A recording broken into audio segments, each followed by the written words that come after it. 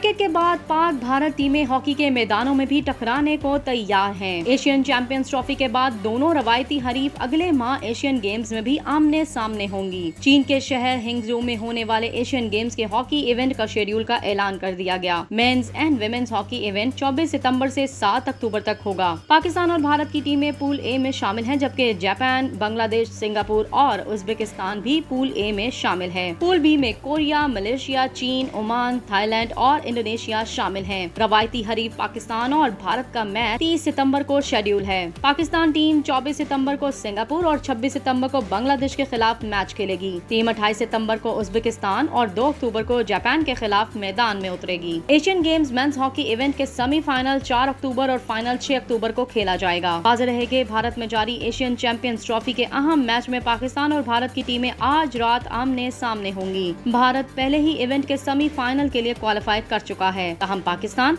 2 match draw होने के बायस मुश्किलात का शिकार है। मैच में कामयाबी पाकिस्तान की सेमीफाइनल तक रसाई को यकीनी बना देगी। ताहम ड्रॉ होने की सूरत में इसे दीगर मैचों के नताइज पर भरोसा करना पड़ेगा। भारतीय हॉकी टीम के कप्तान हरमनप्रीत सिंह ने पाकिस्तान के साथ मैच को इंतहाई शिद्दत वाला करार दे दिया। इनका कहना था कि पाकिस्तान टीम किसी भी वक्त मैच का पांसा पलट सकती है, लिहाजा हमें अपने गेम प्लान पर फोकस करते हुए स्मार्ट होना पड़ेगा। गले के इन्फेक्शन के बायस अस्पताल में दाखिल होने वाले कौमी टीम के खिलाड़ी अब्दुल्ला सेहतयाब हो चुके हैं। तहां मैच में इनकी शिरकत का फैसला खेल शुरू होने से कबल ही किया जा सकेगा।